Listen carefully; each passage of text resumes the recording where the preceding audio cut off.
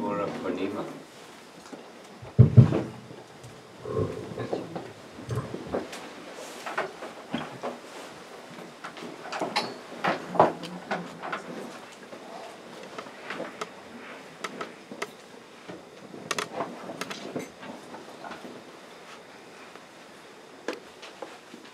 Om Vishnu Padaya Krishna Prasthaya Bhutale Srimati Bhakti Vedanta Swami Bhakti Namade Namaste Saraswati Devi Gauravadi Pracharni Nirvishesha Shunyavadi Paschatya Desatarini Jaya Shri Krishna Chaitanya Prabhu Nityananda Shri Advaita Gadadhar Srivasadi Gaura Bhaktivinoda Hare Krishna, Krishna Krishna, Hare Hare, Hare Rama, Rama Rama, Hare Hare.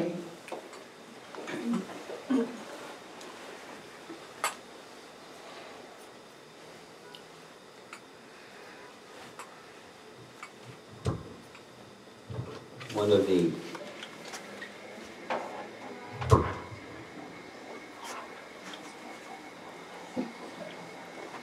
standard things in any form of spiritual life elevating one into quality of goodness is the performance of tapasya. And according to Prabhupada's teachings, for Vaishnavas, there's a standard tapasya. It's not just traveling from New Jersey or Long Island or India. Standard tapasya is observing fasting on holy days, like Ekadasi, the appearance days of forms of the Lord.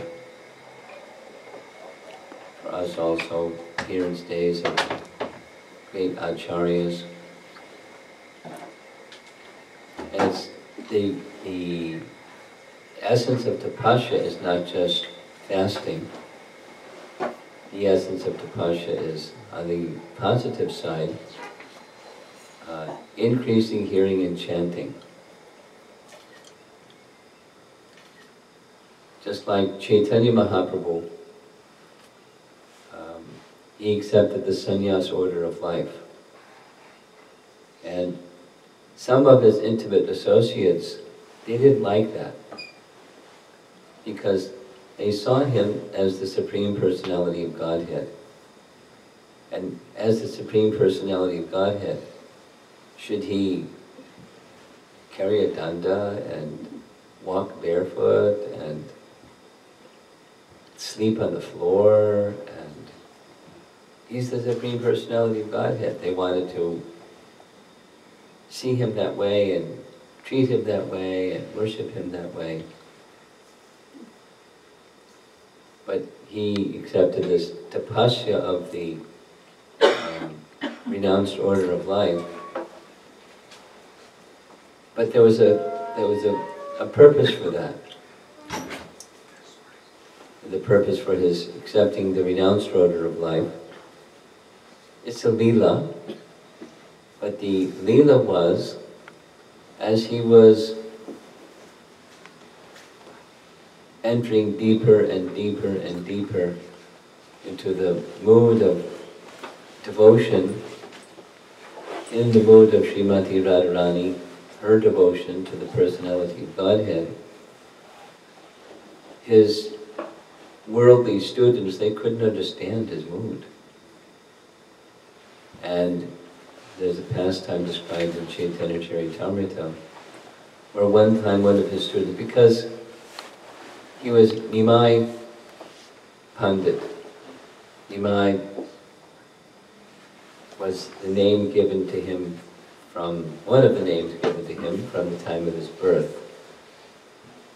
Nimai because he was born under a neem tree. And unfortunately, his mother, Sachi, she had lost a number of children shortly after birth. They died, and then they died, and anyone who's been through something like that, it's very, very difficult. So at the time of Chaitanya Mahaprabhu's appearance, the elder Sachi, Advaita Acharya's wife's name was Sita. Yeah, Sita. So Sita came and she gave this name because the earlier children had died, but this child was born under a neem tree, so let the neem tree give protection, so he'll be called Nimai. Neem has medicinal properties, but also some spiritual qualifications, so she gave him that name, and it stuck, Nimai. And because he was a Brahmana and was engaged in teaching, he was then given the second name, Nimai Pandit. So, Nimai Pandit,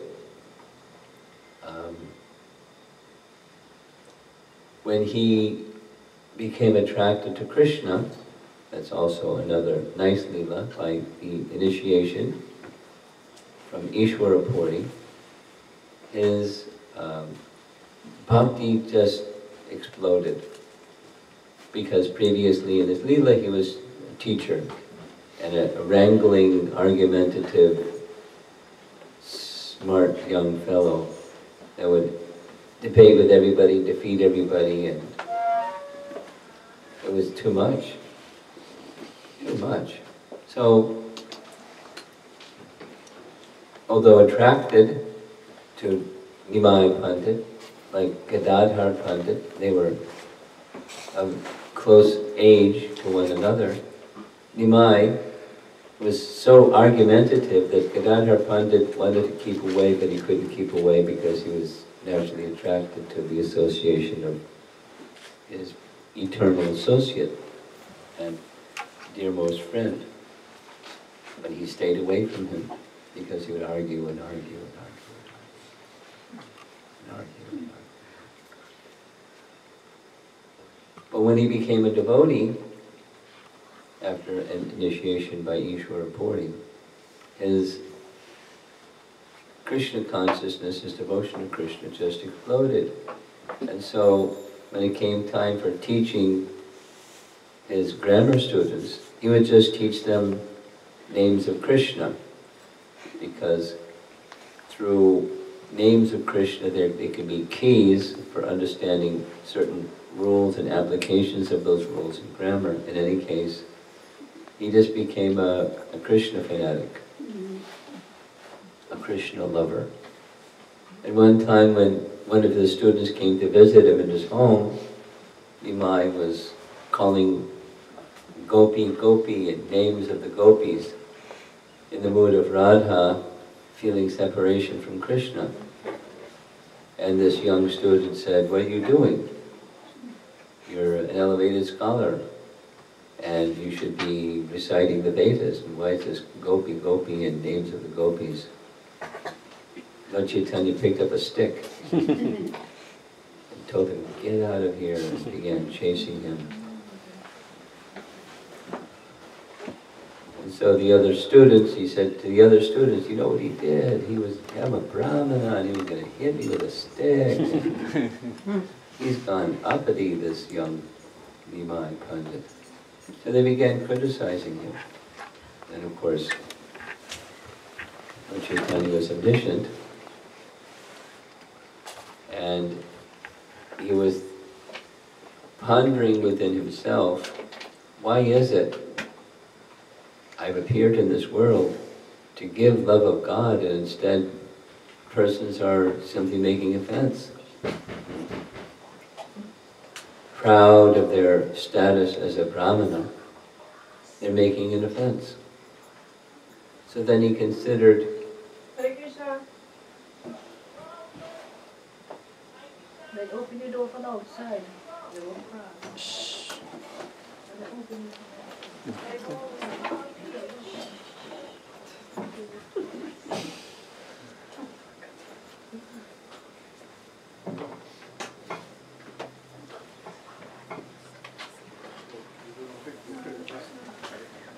those who are born brahmanas,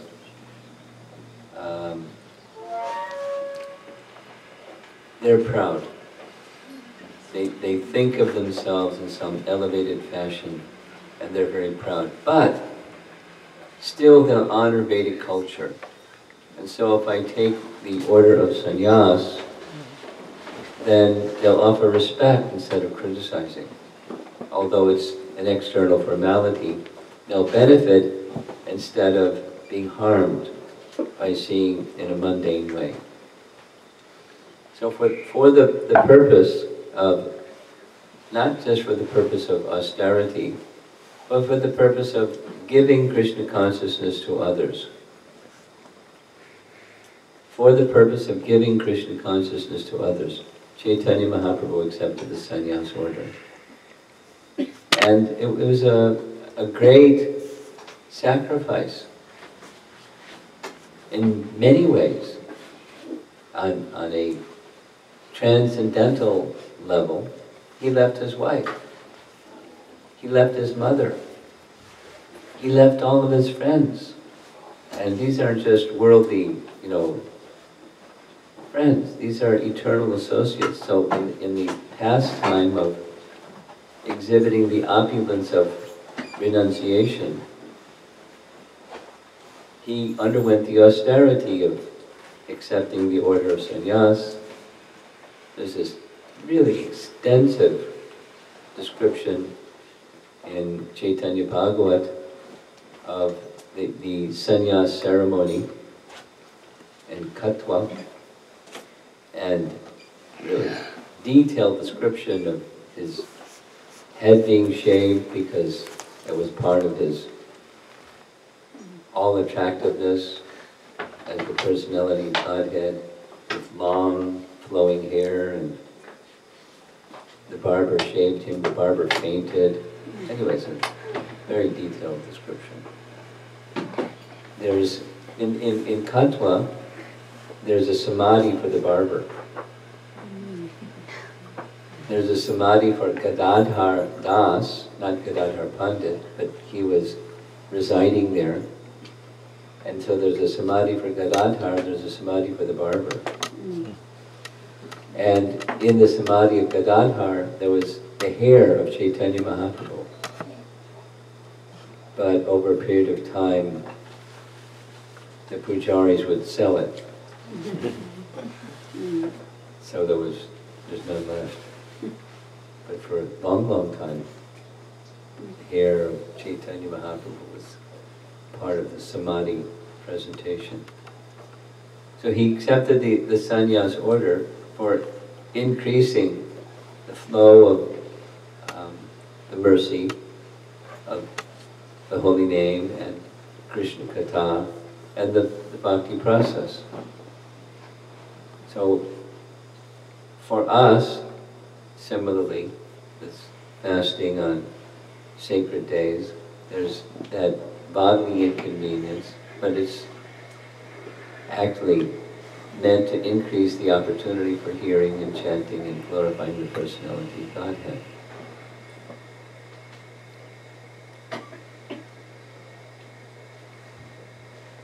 As desirous of Srila Prabhupada was for completing Srimad Bhagavatam in the full 12 cantos, he never did finish it, in part because he was eager for his Hare Krishna movement to have the devotees, his students, come to know about Chaitanya Mahaprabhu.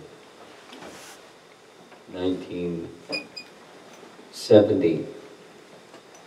Even just the beginning parts of Canto 2 had begun. He brought Canto 1 with him. Srila Prabhupada brought Canto 1 with him from India. And even just beginning Canto 2, he took a little pause and made available for the devotees the teachings of Lord Chaitanya. I remember very clearly, hardback book. The teachings of Lord Chaitanya, it's a summary of the instruction portions of Chaitanya Charitamrita. There's 5 sections, or 5 primary instruction sections from Chaitanya Charitamrita, where Lord Chaitanya instructs Sarvabhauma Bhattacharya. He instructs Ramananda Roy, or Ramananda Roy and he have a discussion, Rupa Goswami, Sanatana Goswami, and the Mayavad Sannyasi Prakashananda Saraswati, teachings of Lord Chaitanya. Then he resumed Canto 2, and after some time he translated some other literatures, but as we know, he translated the entire Chaitanya Charitamrita, taking a pause on his Bhaktivedanta purports of Srimad Bhagavatam, as much as that was important for him. We know that Srila Prabhupada had a vision, and his life was fulfilling that vision, and his vision was the teachings, bring the teachings of Lord Chaitanya to the English-speaking parts of the world.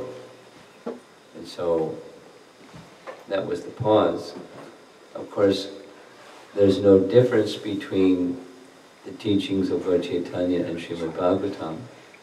The teachings of Srimad Bhagavatam are the teachings of Lord Chaitanya. The teachings of Lord Chaitanya are the teachings of Srimad Bhagavatam. There's no difference. But the direct instructions from Chaitanya Mahaprabhu come in Chaitanya Charitamrita. At least the recorded descriptions from those great authorities that had his association.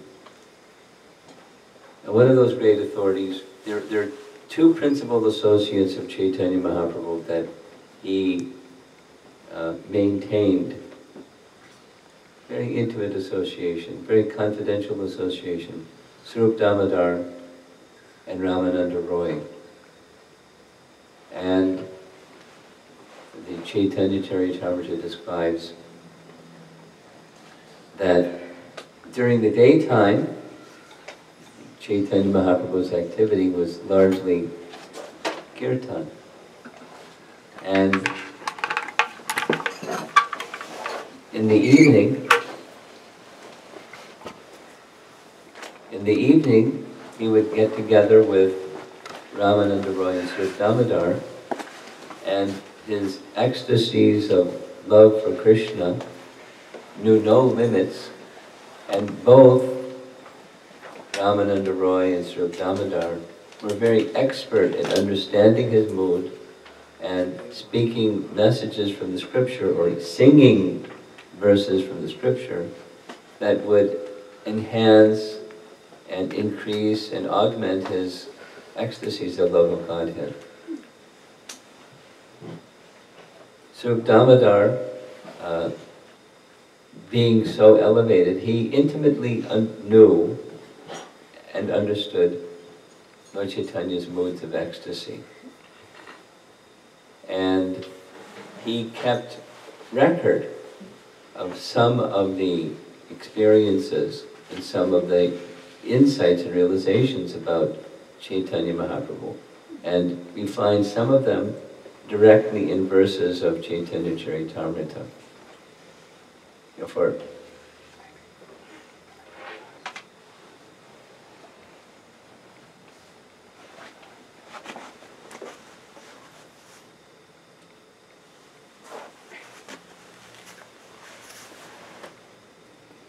In ISKCON, we have this very clear understanding that Chaitanya Mahaprabhu is Krishna himself. And there's a distinction between saying that Chaitanya Mahaprabhu is Krishna himself, and he's one of the expansions of Krishna. He's Krishna himself. And Swarup Damodar, just leave her alone. Swarup Damodar wrote one verse that's in the introductory verses of Chaitanya Charitamrita that explains he's Krishna himself, just like this Very beautiful painting right here. This was a form, the six-handed form of the Supreme Lord that he showed to Sarvabhauma Bhattacharya. I'll narrate that pastime. But it showed Sarvabhauma Bhattacharya that Chaitanya Mahaprabhu is Krishna himself. So in Sanskrit there's these two terms, avatar and avatari. Avatar means one who descends, and avatari means the source of avatars. Just as Srimad Bhagavatam says, Krishnastu Bhagavan Swayam, of all the different forms of the Lord that appear in this world, one is the source of them all, the avatari amongst the avatars. And that's Krishna in Vrindavan, in Goloka Vrindavan. That's the Swayam Bhagavan, Krishna. The self-same original personality of Godhead is the source of all incarnations. And Chaitanya Mahaprabhu was showing that he and Krishna are the same.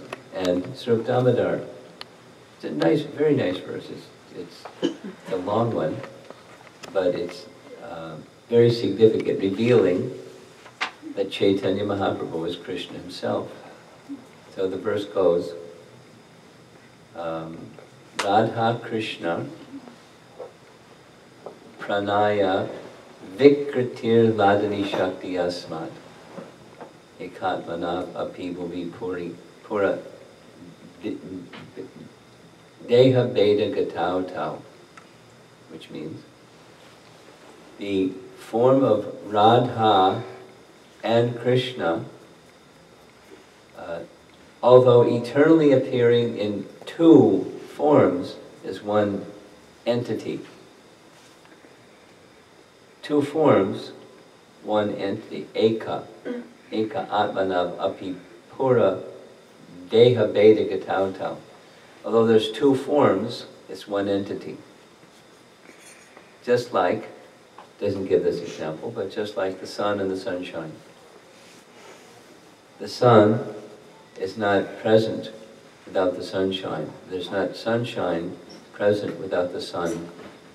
It's one entity, the sun and the sunshine. But there's a different term. There's the shine and there's the sun. So similarly, the Ladini Shakti, the pleasure potency of Krishna, that's Radha, and the pleasure potency doesn't exist separately from the possessor of the pleasure potency. Like the rays of the sun are not separate from the sun. Never. You don't find sunshine somewhere without the sun. You don't find the sun somewhere without sunshine. You don't find Radha without Krishna.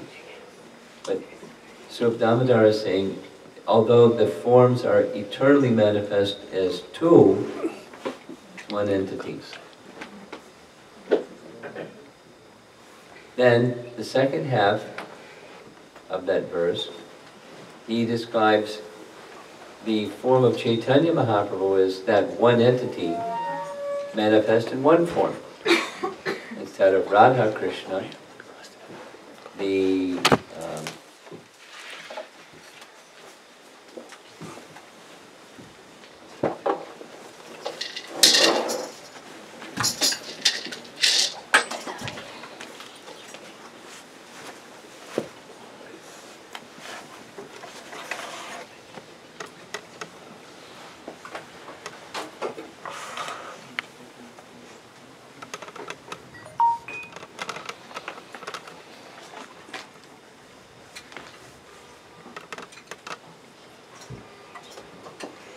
we just made 2 seats up front for somebody that wants a seat.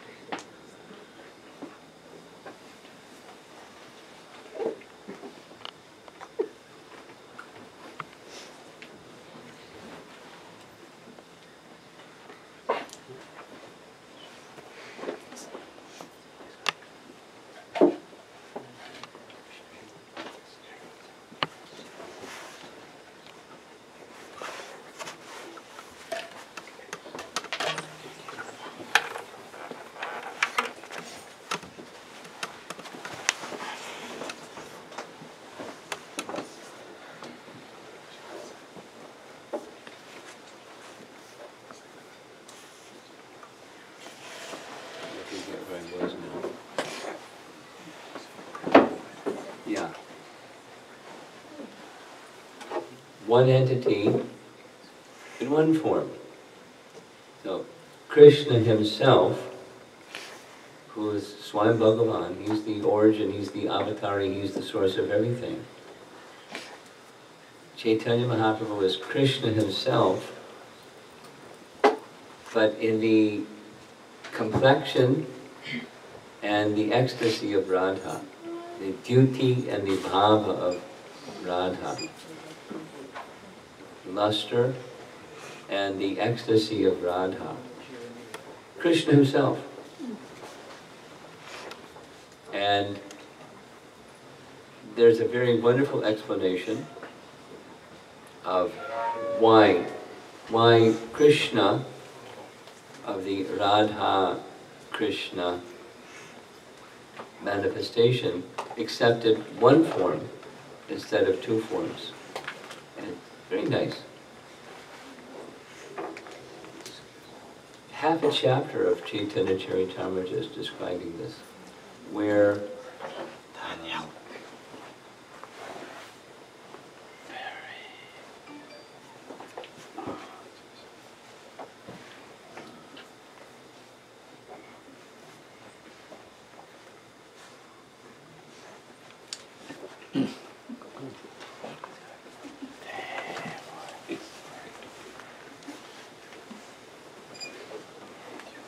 Krishna appeared at the end of Dwapara Yuga. And Krishna gave a teaching when he appeared. He gave the teaching of Bhagavad Gita.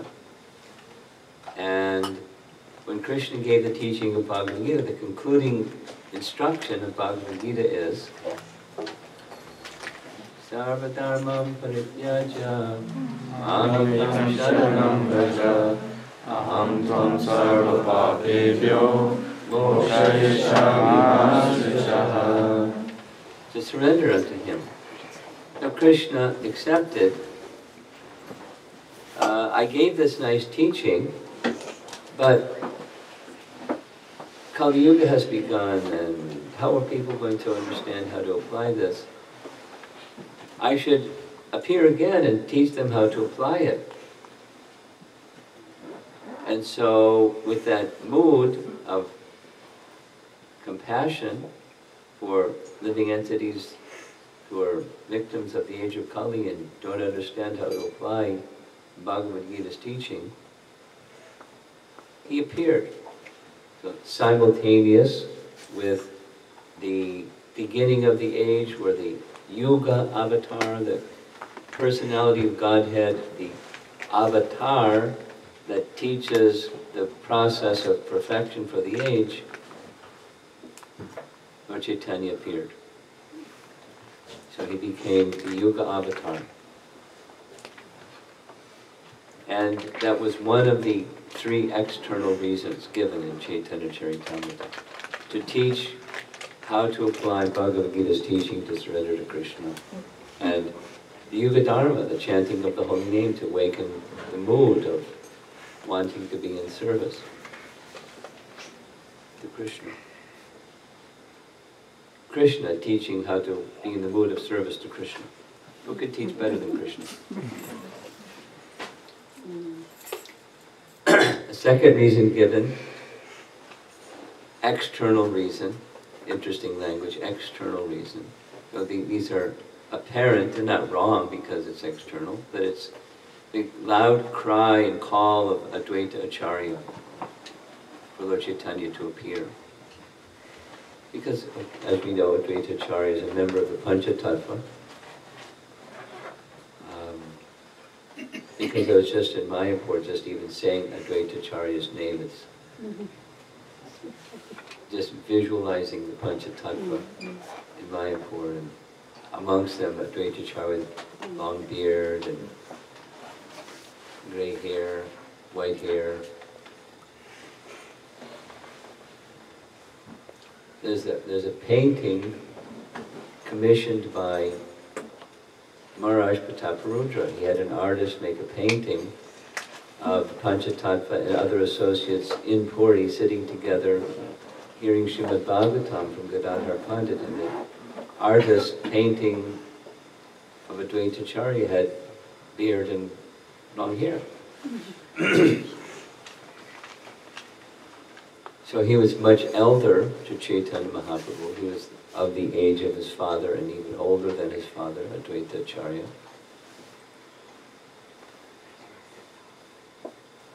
So Advaitacharya, feeling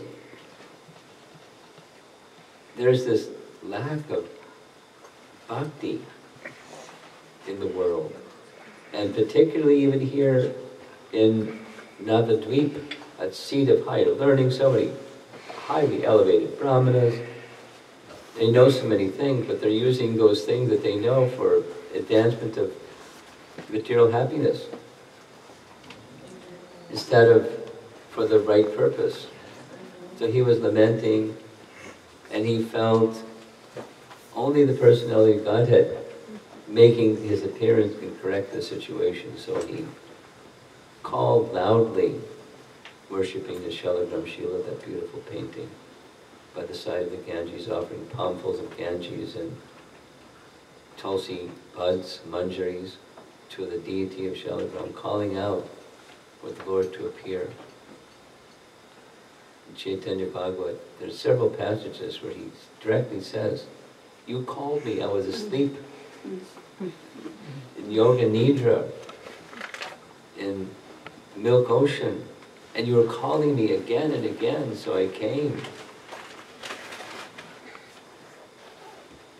So that's the second external reason, the appeal of Advaitacharya. And the third external reason for the appearance of Mahaprabhu was the promise that Krishna gives in Bhagavad Gita. He fulfills his promise.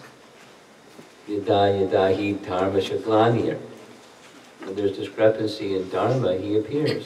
So he appeared to fulfill his promise. And then there's the three internal reasons, which are understandings that followers of Mahaprabhu all know, but it's a big mystery to people who aren't followers of Mahaprabhu. And that is, Krishna was considering, very interesting how it's described, Krishna was considering, what is that love that Radha feels for me?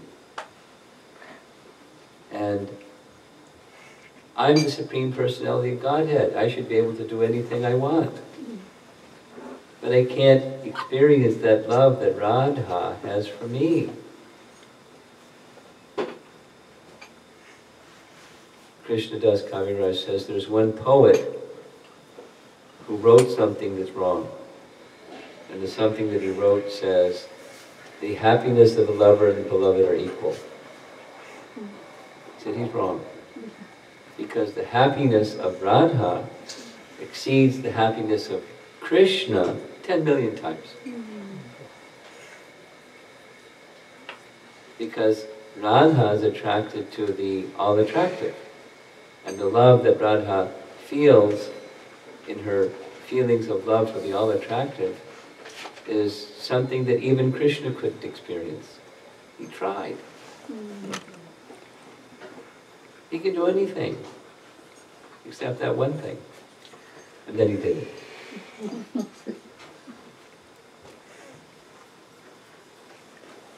Prabhupada told this story sometimes, or no, Prabhupada didn't tell. Someone said that a arguing person asked Prabhupada once, is it, God is all-powerful? Yes? Yes. So is God so all-powerful that he can create something so heavy he can't lift it? It's a trick question. You've heard this one before? No? So if you say, he can create something so heavy he can't lift it, then there's something he can't do. He can't lift it. Or if you say, no, he can't create something so heavy he can't lift it, there's something he can't do. So he can't be God because there's something he can't do. Trick question. Prabhupada's immediate reply was, Yes, he can create something so heavy you can't lift it, and then lift it. So, similarly, he could not experience the love of Radha towards Krishna, and then he did it. And how he did it was, Krishna appeared in the mood of Radha as the worshipper and lover of Krishna, and then from the position of Radha's love, he experienced the love that Radha has for Krishna. He did it.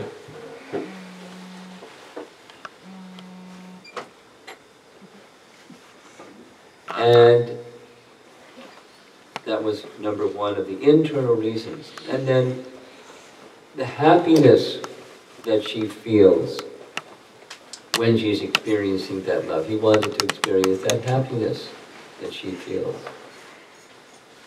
And the third is, Krishna has all attractive qualities. He wanted to experience how Radha experiences his qualities. Now, in Nectar of Devotion, the qualities of Krishna, there's Sanskrit terms, but I'll keep it simple. There are stimulations for ecstatic love. The features of Krishna's eyes, his smile, his flute playing, and other features about Krishna. These are qualities of Krishna, and they're stimulations of ecstatic love. Not only for the gopis, all the residents of Vrindavan. Just take the flute, the whole chapter about Krishna's flute.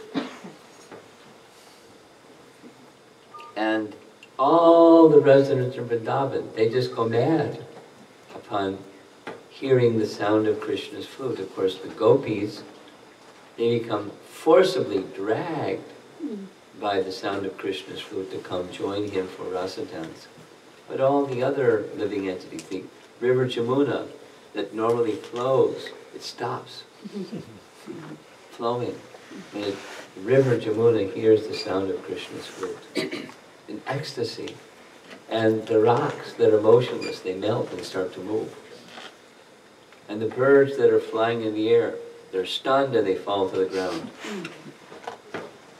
And so on. The cows that are chewing on their cud, they stop chewing and their ears go up. You hear the sound of Krishna's flute. And all the living entities, the trees just shed their leaves, hearing the sound of Krishna's flute, and then immediately their leaves appear again. The qualities and the characteristics of Krishna, they're stimulations for ecstatic love. So Krishna wanted to know, how does Radha experience my qualities? So he took the position of Radha, although he's Krishna himself. Although two forms, one entity, is now one form, one entity. That's Chaitanya Mahaprabhu. Golden complexion, just as the complexion of Radha is golden.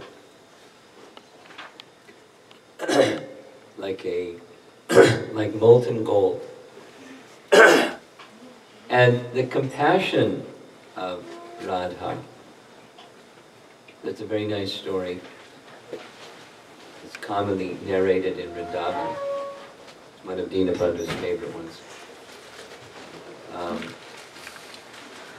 The gopis were crossing on a path one day in Vrindavan, and they saw some cowherd boys that are off in a field, and they were making a lot of noise, and they had sticks, and they had fire, and they were poking a hole in the ground. So the gopis were curious, what is this? And the boys said, it's a jackal. We cornered a jackal, he's in a hole. And Radha said, stand aside, this is cruel. And she reached into the hole, picked up the jackal, and carried the jackal to a place of safety. Now jackals aren't really nice creatures. don't know if you've ever seen a jackal. Has anybody seen a jackal before? I have. They look strange. Like a dog got beat up in a dog fight or something.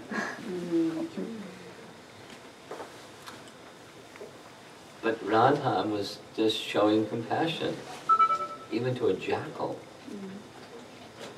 So similarly, the Chaitanya Mahaprabhu was extremely compassionate. Simply the most fallen, giving up his own happiness, accepting the order of sannyas with his loving mother and their eternal consort, loving wife, and all of his friends. When Chaitanya Mahaprabhu accepted the order of sannyas, many of the residents had to leave. Srivas Pandit and his brothers, we know from the Panchatattva, Srivas Adigaur Bhaktavrinda. Srivas Pandit and his brothers were the hosts of the kirtan that took place every night at the house of Srivas Anga. But when Chaitanya Mahaprabhu left, they left. They stayed for some time, but they couldn't bear to see Navadvip without Mahaprabhu. It was too painful, so they left. His leaving, his taking the order of sannyas meant devastation. It's not the same, but in rasa it's the same as Krishna leaving Vrindavan. When Krishna left Vrindavan, similarly to Lord Ramachandra leaving Ayodhya, it was devastating. It was devastating. The residents of Vrindavan went mad. The residents of Ayodhya went mad. The residents of Navadvip went mad. And mentioning, because these are the three forms of the Lord pictured in the Sadbhuj painting. Krishna himself, in the mood and complexion of Radha, but also Lord Ramachandra. So the Leela where the identity of Chaitanya Mahaprabhu was disclosed was as follows. And just speak on this and end. Chaitanya Mahaprabhu, before his appearance, there was, as old as his father, a super scholar. And his name was Sarvabhauma Bhattacharya. There's details and details and details, but he became so exalted in teachings that the king of Orissa invited him, please come and be my chief pundit or teacher in my whole kingdom. And so Sarvabhauma Bhattacharya left. Later, that same Sarvabhauma Bhattacharya became Chaitanya Mahaprabhu's devotee. But it's an interesting pastime, how that took place, and there's not time to go through the entire detail. But as we know, when Chaitanya Mahaprabhu went to Puri, he entered the Jagannath temple alone. The other devotees were left behind. Actually, here's how that happened. How the other devotees were left behind because when traveling in a southerly direction from Bhubaneswar to Puri, on the side of the road, and it's still there, the place where there were some temples on the other side of a river, Bhagirati River, and Mahaprabhu gave his danda to Lord Nityananda. You hold this danda while I cross the river and go visit the temples. And there's this discussion, monologue, where Lord Nityananda is talking to the danda. Who are you? What impudence that you have, because Chaitanya Mahaprabhu is Krishna himself, and why should he undergo the austerity of carrying you, a danda? This is disturbing and absurd, and he took the danda and broke it into 3 pieces and threw it in the river.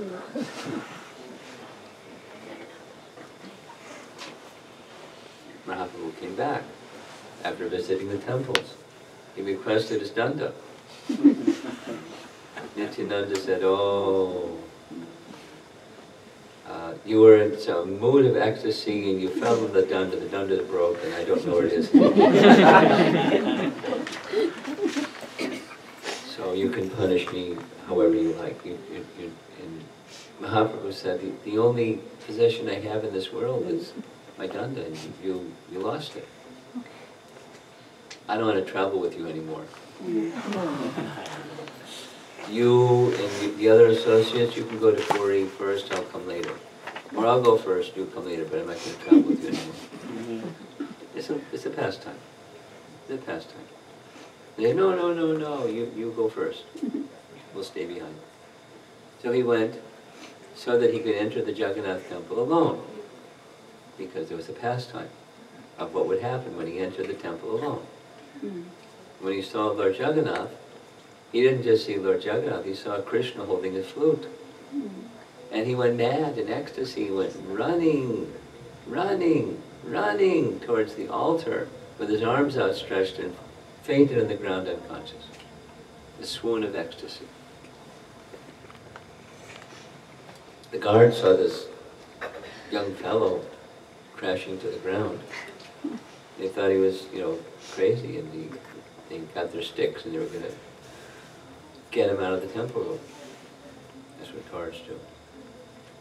But just at that time, Sarvabhauma Bhattacharya, the chief priest of the king, came in and saw this beautifully shaped, very tall, golden complexioned sannyasi lying on the temple floor. So he told him, stop, and rather you can take this sannyasi to my residence. It's not far from the temple. The house of Sarvabhauma Bhattacharya is not around the corner, but it's not so far. So they did that, according just by Sarvabhauma Bhattacharya's say-so. And several events took place, without details because of time. Sarvabhauma Bhattacharya heard from his brother-in-law. Those of you that are married, you know about brothers-in-law, sisters-in-law, and mothers-in-law, of course. So his brother-in-law is Gopinath. Gopinath Acharya, very exalted Vaishnava.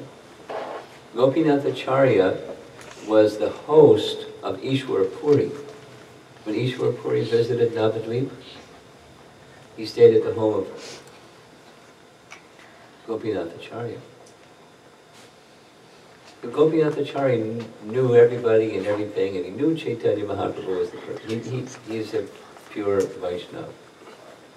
But his brother, his brother-in-law, Sarvabhauma Bhattacharya, at this point wasn't. He's just like, kind of like a puffed-up super scholar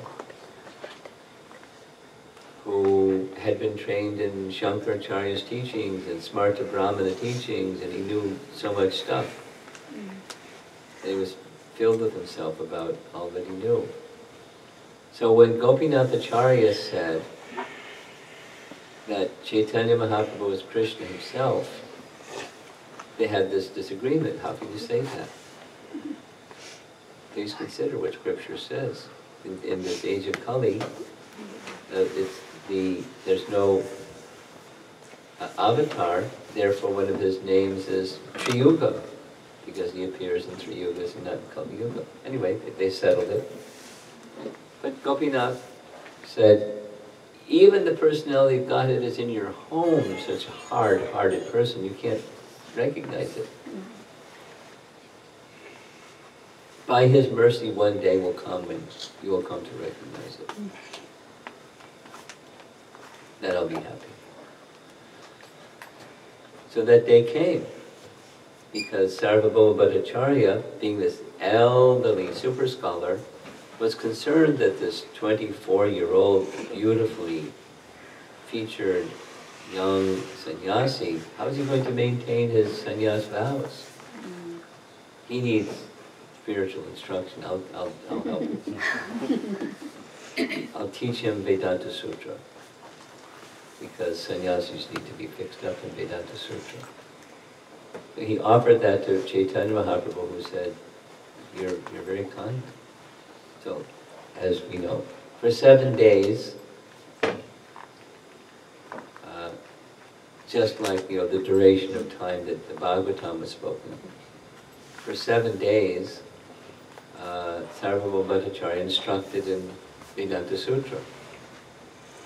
And Lord Chaitanya just sat there, didn't say anything, didn't blink, didn't nod out, just listened to the whole thing, but no response. And on the 8th morning, Sarvabhauma Bhattacharya said, you're not saying anything. I don't know if you're understanding or not understanding. Did you say something? He said, I understand Vedanta Sutra very well, but I must say, the more you speak, the more you cover the meaning of Vedanta Sutra. So super scholar Sarvabhauma said, really? Well, if you understand Vedanta Sutra, then you explain it to me. It didn't take 7 days, it took about 5 minutes. And he gave at least according to Chaitanya Charitamrita, a very simple summary of the subject matter of Vedanta Sutra. And super scholar Sarvabhauma said, I never heard such a clear and simple explanation. You understand Vedanta Sutra better than I do. And he said, you're such a scholar of Vedanta Sutra, maybe you could explain to me this important verse from Srimad Bhagavatam, the Atmarama verse. Lord Chaitanya said, oh, you're the scholar. You should explain. Can I hear this from you? Oh yes, you can hear it from me. So Sarvabhauma Bhattacharya gave his explanation of the Atmarama verse. And then he asked Lord Chaitanya, can you give yours? And Lord Chaitanya agreed.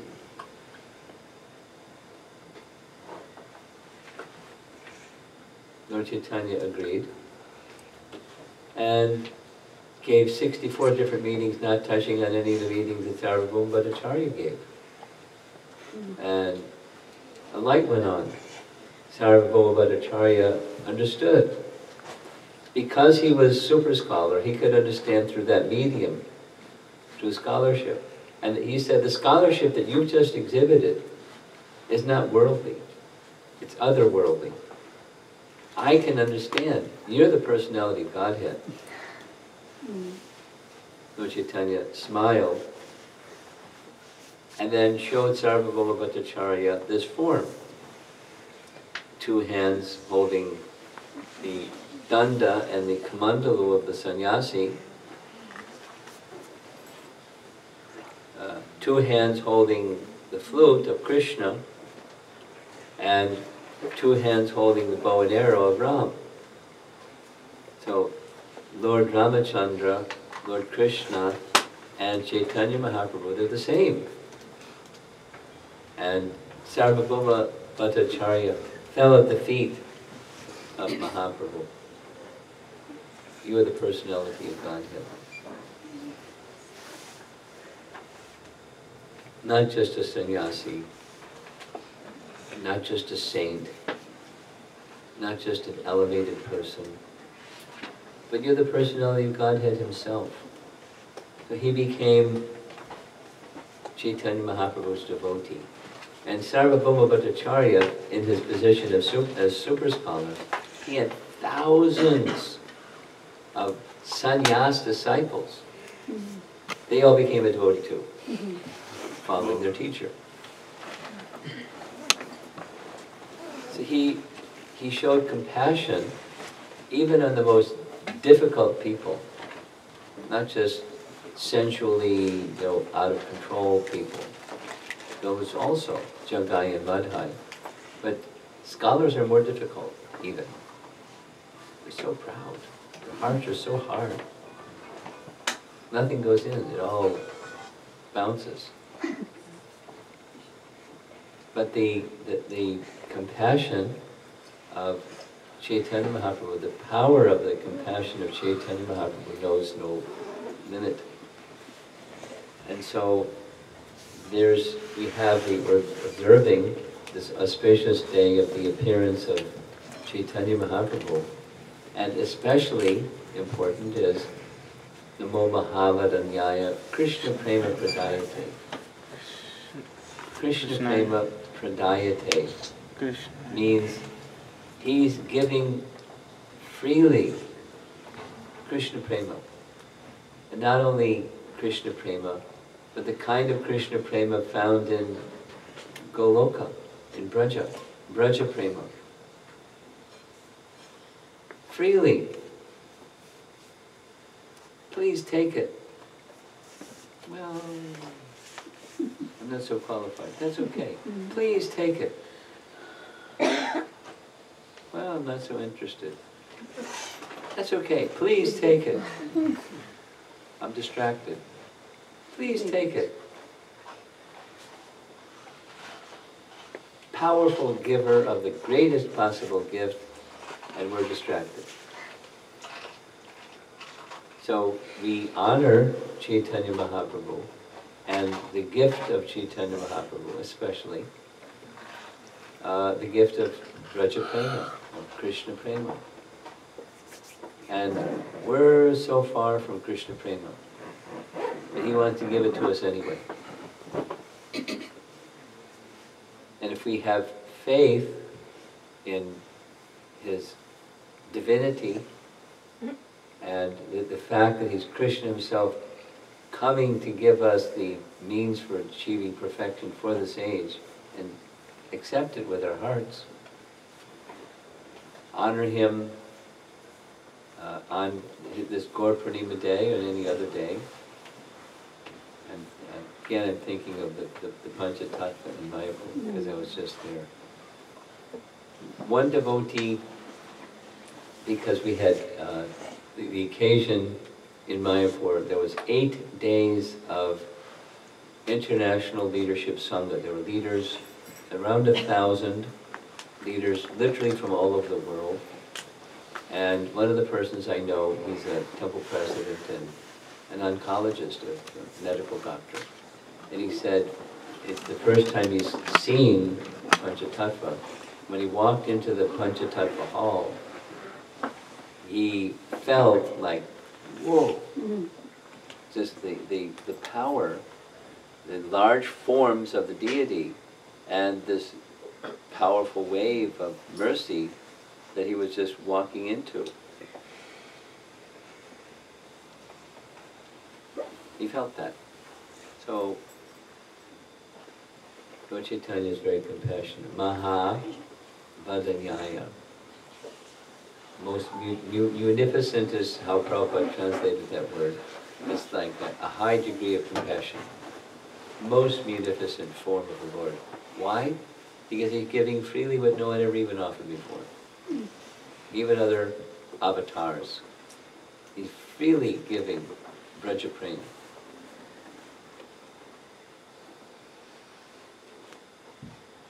And we somehow became devotees, or at least trying to become devotees. So we honor Chaitanya Mahaprabhu on his appearance day. Shri Chaitanya Mahaprabhu ki jai.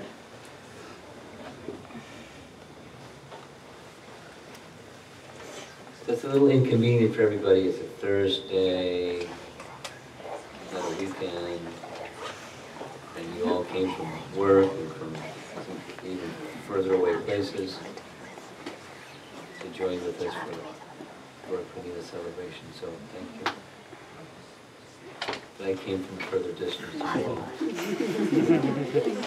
I'm feeling jet lagged too.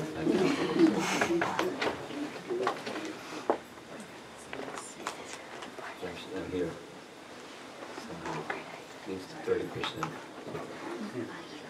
Thank you.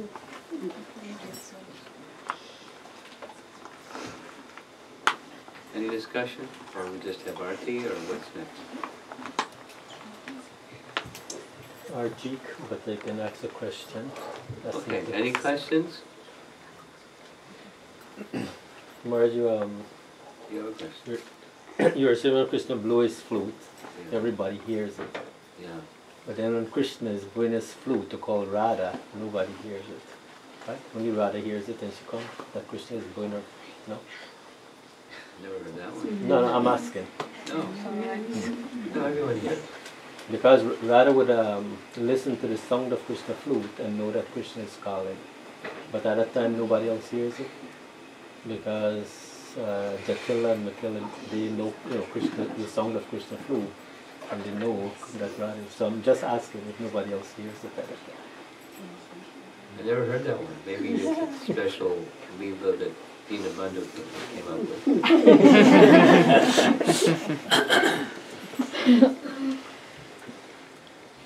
There's the general description is Krishna is the center of attraction for all the residents of Vrindavan, and his qualities, including his flute playing, they're attractive for all living entities in Vrindavan. Now how that impacts the heart is according to their rasa. But it's news to me that Radha hears Krishna's, the only one that hears Krishna's flute when he plays his flute, because there may be a special note that he plays or something. In the pastimes of Radha and Krishna, Krishna would play his flute, and Radha would hear and know that Krishna is calling. I'm just asking the question. I didn't read it. Asking it again. The answer is no, not that I'm aware of. When there's a pastime described at Ter Kadamba, the place that's near Nandagram, where Nanda Maharaj's residence is, Krishna would climb up a Kadamba tree, and towards the top of the Kadamba tree, with his flute, he would call cows. With his flute, he would call the cows, not just like play musical notes. They would call the names that are groups of cows. And the cows would wait to hear their group's name called.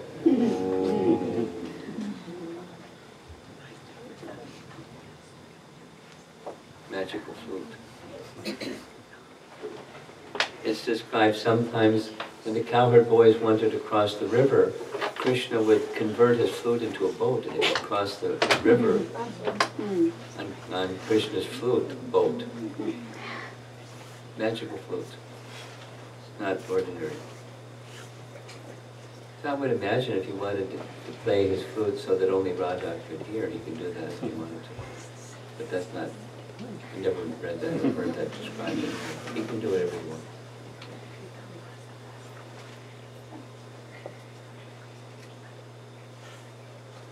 Okay, let's have Arti.